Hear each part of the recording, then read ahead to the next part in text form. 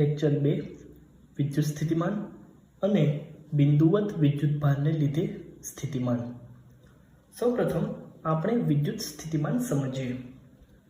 ધારો કે કોઈ સમતલમાં સ્ત્રોત વિદ્યુતભાર પ્લસ ક્યુ મૂકેલો છે. આ વિદ્યુતભારના વિદ્યુત ક્ષેત્રમાં જો કોઈ એકમ ધન વિદ્યુતભાર, જેને આપણે પરીક્ષણ વિદ્યુતભાર તરીકે લઈએ, તે વિદ્યુતભારને અનંત અંતરેથી આપેલા બિંદુએ લાવવા માટે કરવું પડતું કાર્ય એટલે વિદ્યુત સ્થિતિમાન. અહીં કરવું પડતું કાર્ય એ વિદ્યુત ક્ષેત્રની વિરુદ્ધ દિશામાં હશે. માટે વિદ્યુત સ્થિતિમાનનું સૂત્ર હું લખી શકું. વિદ્યુત સ્થિતિમાન બરાબર કરેલું કાર્ય ભાગાકારમાં પરીક્ષણ વિદ્યુતભાર.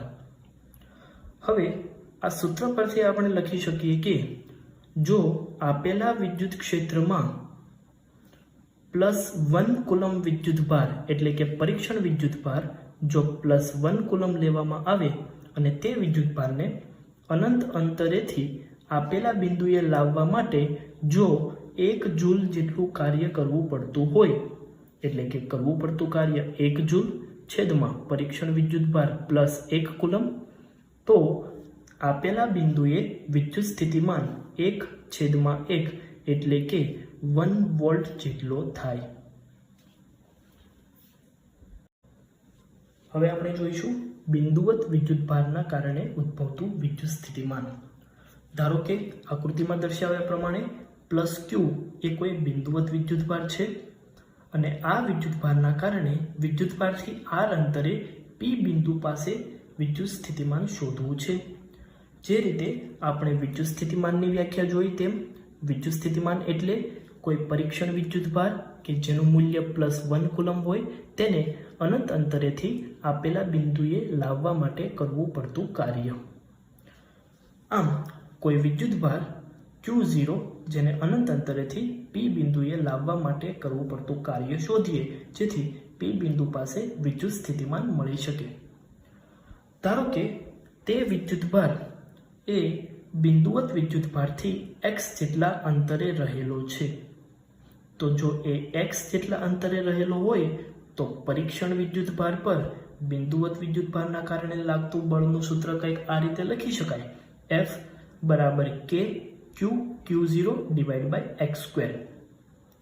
હવે આપણે અનંત અંતરેથી P બિંદુ સુધી લાવવા માટે કરવું પડતું કુલ કાર્ય શોધવું છે. તો આપણે આ માર્ગને નાના નાના ટુકડાઓમાં વિભાજિત કરીએ અને એમાંનો એક ટુકડો લઈએ. તો જો વિદ્યુતભારને A થી B જેટલું સ્થાનાંતર કરાવવું હોય તો તેના માટે કેટલું કાર્ય કરવું પડે તે શોધીએ. પરીક્ષણ વિદ્યુતભાર Q0 ને બિંદુ A થી B સુધી લઈ જવા માટે વિદ્યુત બળની વિરુદ્ધમાં કરવું પડતું સૂક્ષ્મ કાર્ય થશે, જેને હું dw વડે દર્શાવું તો તેનું સૂત્ર થશે F સદિશ ડોટ dx સદિશ. આપણે જાણીએ છીએ કે જ્યારે ડોટ ગુણાકાર દૂર થાય તો cos θ લાગે. માટે dw બરાબર F dx cos 180.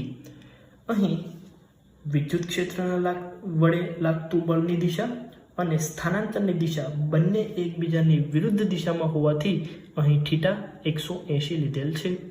આપણે જાણીએ છીએ કે cos 180 નું મૂલ્ય -1 થાય. તો બિંદુવત પરીક્ષણ વિદ્યુતભારને A થી B સુધી લાવવા માટે કરવું પડતું સૂક્ષ્મ કાર્ય થશે dw બરાબર -f dx. હવે આપણે અનંત અંતરેથી P બિંદુ સુધી લાવવા માટે કરવું પડતું કુલ કાર્ય શોધવું છે. તો આ દરેક નાના નાના ટુકડાઓનું સંકલન કરવું પડે. માટે પરીક્ષણ વિદ્યુતભારને અનંત અંતરેથી આપેલા બિંદુ P સુધી લાવવા માટે કરવું પડતું કુલ કાર્ય W બરાબર સંકલન dw.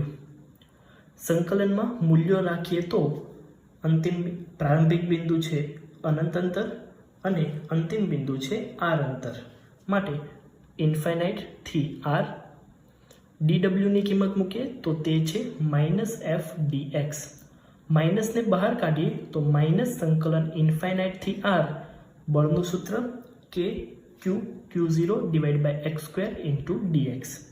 અહીં k કુલમ અચળાંક, q સ્ત્રોત વિદ્યુતભાર, q Q0 પરીક્ષણ વિદ્યુતભાર અચળ હોવાથી તેને સંકલનની બહાર લખી શકાય, તો તે થશે -k Q0 સંકલનમાં અનંત અંતરથી r dx છેદમાં x².